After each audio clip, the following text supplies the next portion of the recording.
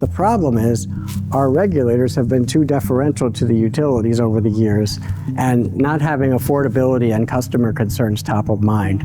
And that needs to change. Rather than making deals in back rooms, we should be bringing community together so we have an understanding of our pathway forward. At Cub, we're the designated consumer advocate for all the residential and small business customers all across Wisconsin for all the utilities. We've been around for 46 years and we work to keep bills affordable, to make sure the grid is reliable, and make sure that policies are fair for the customers paying the bills. Utility bills are rising faster than inflation. That's over the short term and the long term. The utilities continue to ask for profits that are far too high. We already have bills rising faster than inflation, and now this giant new source of energy demand is about to come on the grid, and what will that mean going forward? We have a lot of concerns.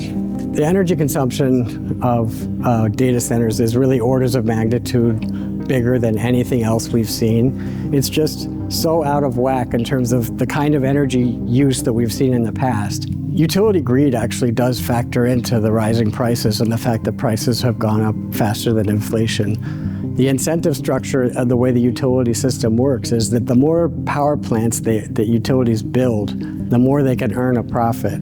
And they have a fiduciary responsibility to their shareholders to maximize that profit. And so we, as a state, risk overbuilding every time they walk in the room. And where we have concerns is that customers pay for power plants over years, actually over decades, normally. And if the tech companies are going to pay their own way, they need to not just pay their own way in the here and now, they need to pay their own way for the billions of infrastructure that's needed to serve their data centers. We have utility companies like We Energies. Year over year, they're getting 10, 12, 13%. And now we have data centers built on top of that. So that's just a compounding effort that we're currently seeing that's really driving up our consumer rates. The energy cost of an individual or a family has a tremendous impact on their budget. And when you're seeing you're paying thousands of dollars in utility costs, that's not sustainable. And so as we consistently see these rates go up, we will consistently see people lose access to housing, access to different resources. The fact of the matter is simple as this. Often if you don't have access to utilities, you lose access to your home. And so you look at Black and brown communities, and unfortunately, they get the worst of it. They get the brunt of the stick, so to say. Already dealing with so many issues in the community, rising costs, food, energy, transportation.